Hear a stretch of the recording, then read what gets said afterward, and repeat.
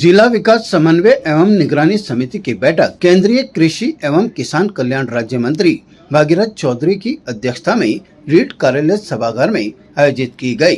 बैठक में जिला कलेक्टर लोक बंधु सहित नगर निगम, अजमेर विकास प्राधिकरण, जलदाय विभाग, विद्युत विभाग और अन्य विभागों के अधिकारी मौजूद रहे। बैठक के दौरान भागीरथ चौधरी ने स्मार्ट सिटी परियोजना और शहर की व्यवस्थाओं को लेकर नाराजगी जाहिर की।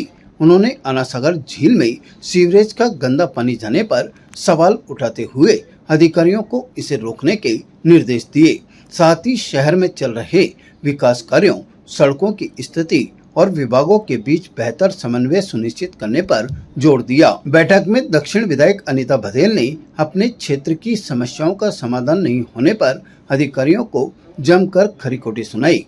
करीब 5 घंटे तक चली बैठक में शहर और ग्रामीण क्षेत्रों से जुड़े विभिन्न मुद्दों पर विस्तार से चर्चा की गई। किसी जीसी की शिकायत आई है, जो भी सही काम नहीं कर रहा है उसको तुरंत, चाहे कोई भी हो, उसको तुरंत हटाने की यहाँ सिफारिश हुई है, क्योंकि अधिकारी यदि गलत होगा तो फिर जनता को भुगतना पड़ता है। इसलिए चाहे किसी की शिकायत आई है उसके बारे में एक्शन लिया जाए। देखिए, ऐसा नहीं है कि जनप्रतिनिधि प्रशासन सुनवाई दी या उनकी बात नहीं मान रहे, ऐसा नहीं है। परंतु बाकी आपको पता है कि जनता की अपेक्षाएं बहुत ज़्यादा है, तो जनप्रतिनिधि चाहता है कि मेरा काम तुरंत हो, तुरंत मैं जो कह रहा हूँ उसका समाधान, समस्या का समाधान हो।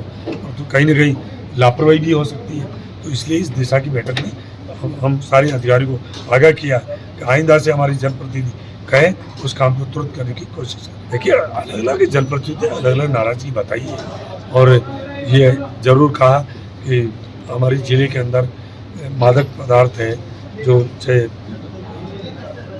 किसी तरह का नशा हो उसको रोकना चाहिए, क्योंकि नौजवान हमारी आने वाली पीढ़ी, यही तो हमारे देश का भविष्य है। यदि वो बर्बाद हो रही है तो कई घरों में बड़ा संकट खड़ा होने वाला है। इसलिए आइए कि जो मादक पदार्थों की सप्लाई हो रही है उनको रोका जाए और विशेष रूप से पुलिस विभाग को इसके लिए सावचेत किया गया कि आपके जानकारी के बगैर यदि ऐसा हो रहा है तो आपकी नाकामी है, और आपकी जानकारी में हो रहा है तो ये बड़ा दुर्भाग्य है। इसलिए उनको इस बात के लिए सावधान किया गया कि इस बात को, जो नशे का कारोबार चल रहा है वो बंद। सहकारिता में तुरंत आज हमने कहा सहकारिता को आप उपलब्ध कराइए, खाद और बीज और प्रमाणिकता का कराइए। किसान इस देश का अन्नदाता है, भगवान तो नहीं है, भगवान से कम नहीं है।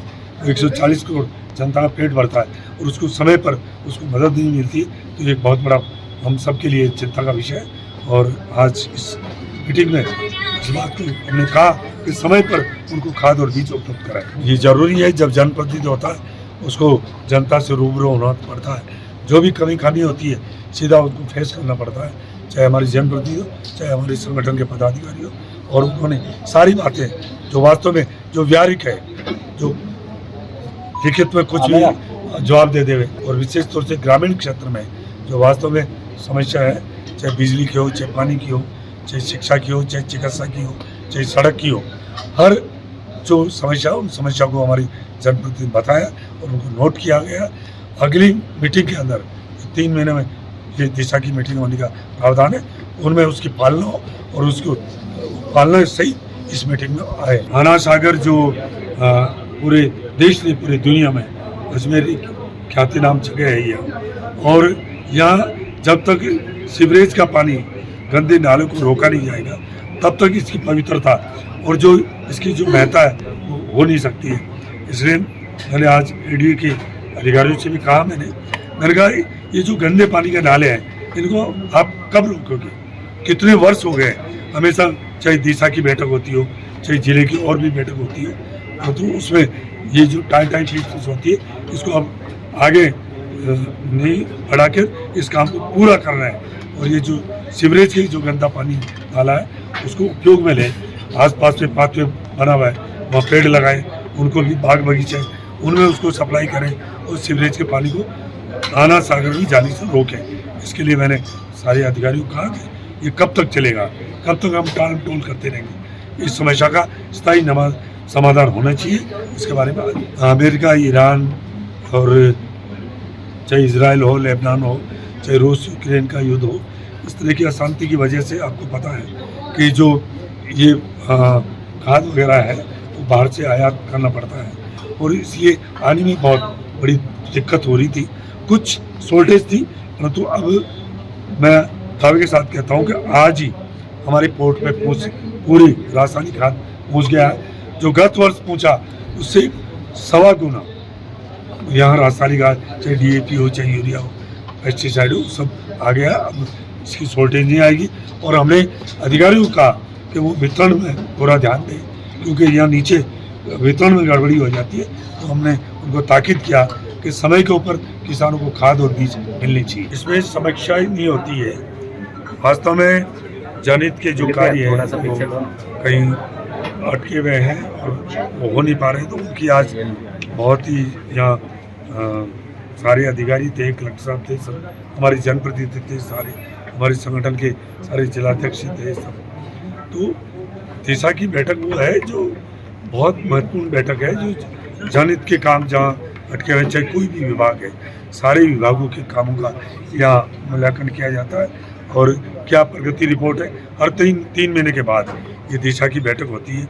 अगले बैठक में जो काम हुआ है उसकी क्या पालना हुई है वो रिपोर्ट भी या प्रगति रिपोर्ट दी जाती है और आगे क्या काम कर रहे हैं। चाहे वर्षा काल आने वाला है, मानसून आने वाला है, तो चाहे खाद हो, बीज की बात हो, चाहे लाइट के खंभों की सही, ताकि सही ढंग से विद्युत में कोई रुकावट नहीं हो, चाहे सड़कों की क्या स्थिति है, क्योंकि अक्सर सड़कें बनती है और टूट जाती है, तो आखिर क्या उस गारंटी पीरियड में सड़कें ठीक हो रही है नहीं हो रही है, जो सड़कें जो स्वीकृत होगी वो अभी तक क्यों नहीं बनी है।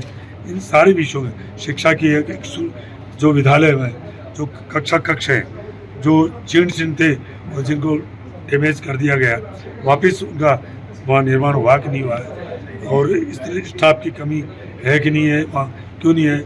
ऐसे हॉस्पिटल में जो हॉस्पिटल तो है डॉक्टर नहीं है, चाहे PSC हो चाहे CSC हो, विशेष तौर से ग्रामीण क्षेत्र में इन सब बातों का मूल्यांकन हमारे सारी जनप्रतिनिधि अपने अपने क्षेत्र से जो उनको जानकारी है वो यहाँ प्रस्तुत करते हैं और पूरे अधिकारी सभी विभाग के उनको पूरा करें। केंद्रीय मंत्री चौधरी ने कहा कि दिशा समिति की बैठक में जनहित के लंबित कार्यों की समीक्षा की जाती है।